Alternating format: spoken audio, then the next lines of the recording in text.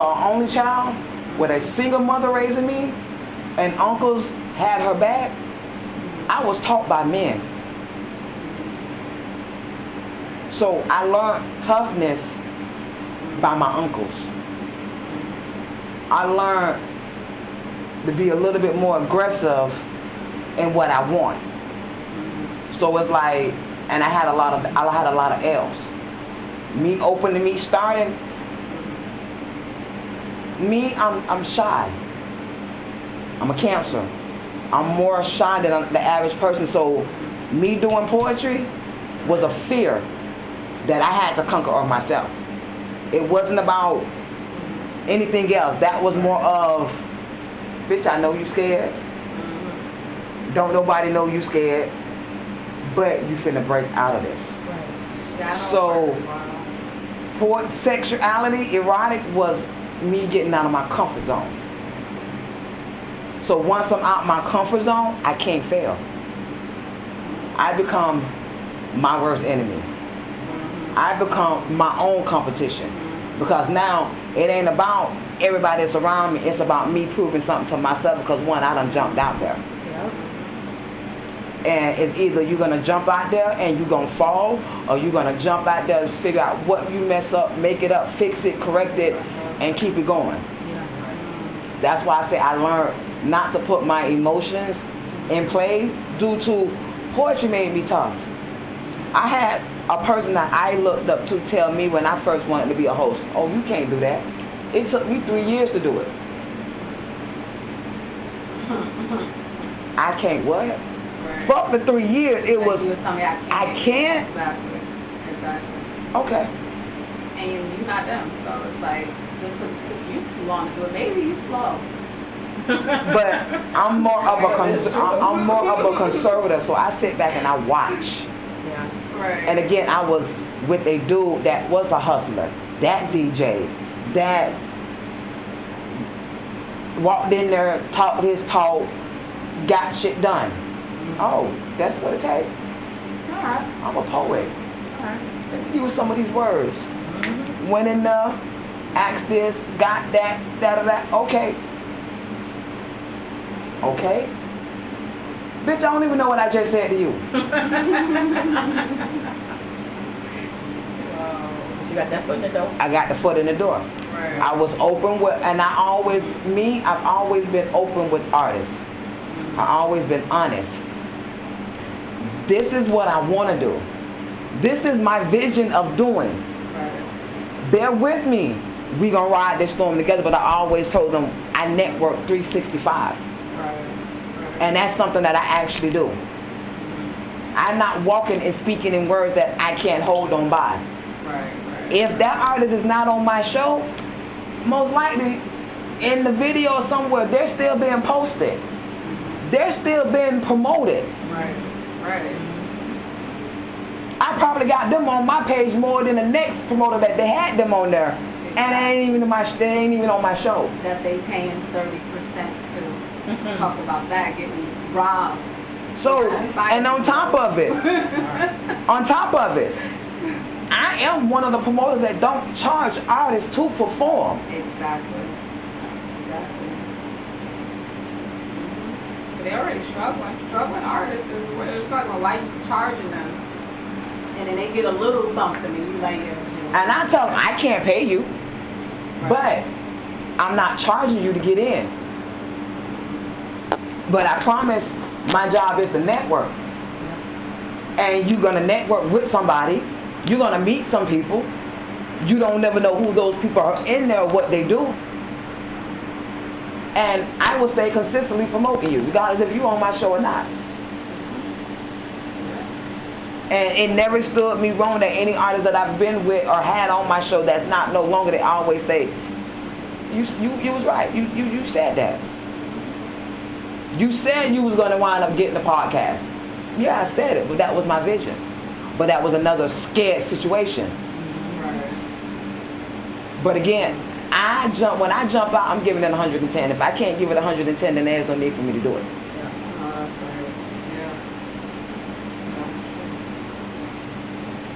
Simple. That's how I move. That's why I'm just brutally honest and open with everybody. Because if I can't prove to you that I can do this, and again, I am an artist, so I look at it as more networking and promoting than it is that you doing shows. Right. Because one, it's word of mouth. Word of mouth gets you more things and more places and get you your name out there faster than a person seeing you or keep seeing a picture of you or you're going to an event. Yeah, exactly. They'll remember word of mouth because one, you done called their name, you done said it so much. They're gonna be like, well, I know somebody who got it. And it's verification. Yeah. It's like reviews online. Yeah. What one person talks And it's been people that have reached out to me. Do I know artists that'll do this, or do I know someone who will do this, or what's popping? I know you may not be going out, but you know what's popping tonight. So I'm always consistently sending people somewhere. Even I could be sending people to a club that I'm not even at. But it's a simple fact that I say it's a vibe. That I go there.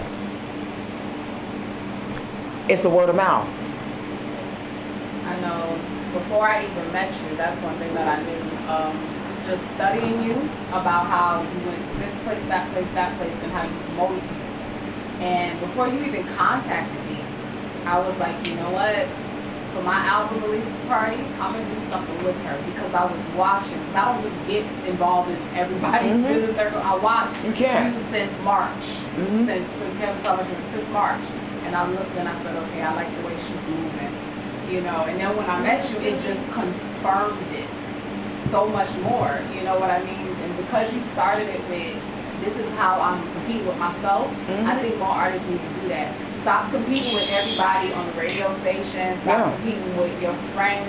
Compete with yourself. Like, embrace your own fears so you can do better and we all can do better. And like you said, we all, you know, come up and rise together. So, yeah, I know. I watched her moves. I was looking on Instagram. Yeah, Taz has been a very big motivation. And she because there's a lot of things that I always wanted to do, but I've always been afraid to do them.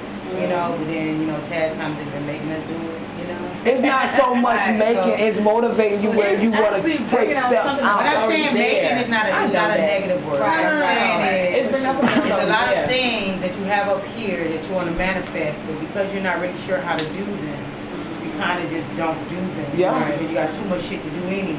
Yeah. But Taz, you know, she kind of like motivated, like, listen, you want to do a podcast, do a fucking podcast. You go buy the shit you need to create a fucking podcast. You feel me? You know, it's like you want to write poetry, fucking write the poetry and read the shit to somebody. Like, what's the big deal? Why are you so scared to fucking do it? You know, so she's definitely been like a motivation for me to like do a lot of things that I do. You know, because I just been stuck in the whole doing a party thing, which I still do, but she's made me see more. Let's just say that. Yeah, that's about opening your vision. And why not go big? Why not unlock everything that you have, every skill that you have? Because sometimes you don't know what all you can do unless you have somebody that can kind of just nudge you a little bit. Yeah, or you start doing it and you see other things like, well, damn, I can do this, or I can do that. People get discouraged very easily when they see somebody else doing where they want to be. They see somebody else doing it.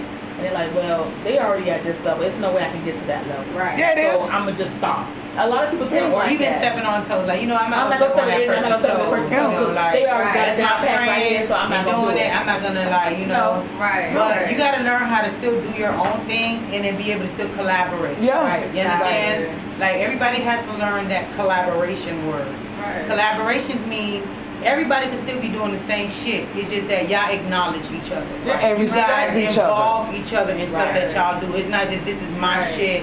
You know, like you doing your thing. You make sure you let people know about this radio station. You make sure you let people know about what's going on this street. Like support. Support is the biggest thing. Without support, you'll always be stepping on. And the thing about it it's not is, even stepping on toes because art is art. It's not about you. One thing I learned as an artist, the singing, everything, it's not about me. It's not about you. Your art you're presenting it to people. It has nothing to do with you. So why not be the greatest? Like you, when I first met you and I was in the crowd and I heard the erotic poetry and I said, well, my poems is not erotic. I said, they're going to think I'm very vanilla. And you were like, this crowd here, we welcome everything. yeah, we welcome and everything. it was received greatly. But I went to an open mic show, and that's why I like telling first timers to come to your show. I went to one years ago when I was a baby in all of this, and it made me get off the horse. And at first I didn't get back on. I got off, I cried, I doubted myself, and I said, maybe I'm not meant to do this because the crowd was so volatile. Right. The host was not paying attention. She was letting the crowd speak over people. They only came there to see their friends. And when I came there, even the host was telling them, yo, shut up. They were over talking to the host. When I got up to sing, they just kept talking, they laughing with each other, which already I was nervous. It was my first show ever. Right. I did half of the song and I walked out. And I cried. I'm a very strong person, but I cried because I felt vulnerable. I'm up there giving you my gift. Right. And this is what's happening. I said, I will never perform again. And it took my coach, one of my vocal coach, you don't stop that for nobody, and then built me back up to where nobody could tear me down now. But as a baby, that was very precious. So when they come to your show as a baby, they're not gonna have to go back and rebuild their confidence because you're not allowing it to be like that. No, and on top of it, what we do, we help build your confidence. Right. Because we have had people that come to the show the first time and they get stuck and they start stuttering. I'm sorry. Take your time. Start over. Because one, it's freestyle. It's open. And on top of it, you got to start somewhere. Right. And everybody want professionals always at their show. Yeah, that's good and that's then if you got some heavy hitters. But I have heavy hitters that walk through the door. When they free and they would feel like spitting, they walk through. Because one, they already know their family. Right. They can come whenever I'm at. But they know when they come, they getting on stage. Right. And we finna enjoy each other. And even professionals mess up sometimes. Exactly. I've had shows for hours and I'm like, oh shoot, how to get the word of that song? I've been rehearsing that song for months. It happens. Okay, listen. And I actually done this probably with 3 different DJs with doing poetry. No, 2 DJs. I'll get ready to perform and I go with energy. What I perform is based off what I feel like I need to spit. I done came in up with a whole set of shit that I done rehearsed, done looked at, done got familiar with and got ready to spit it and nothing won't come out. The DJ be like, Taz, it's not what we finna do. They'll play a certain song. That song goes to certain poems that I can always flip-flop, but it was it's one that I have with Ball Greasy. Keep it real with me. I used to open up the show with that.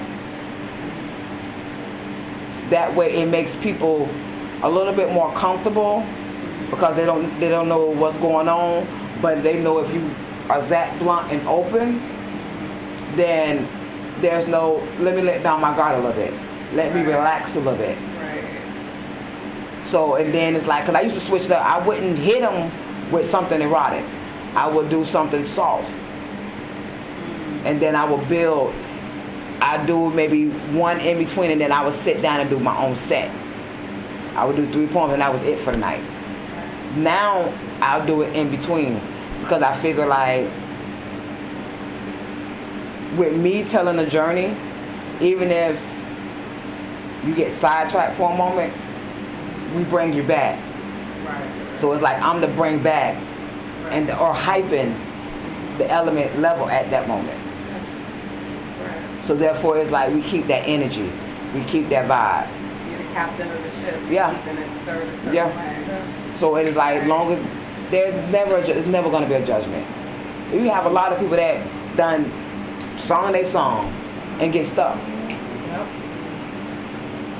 Then this is why you have the DJ to like maybe intimate something in that way. It makes them a little bit comfortable, so they're able to say what they say. But again, we don't have a lot of people come through, and I want to do a poetry tour. That's the goal.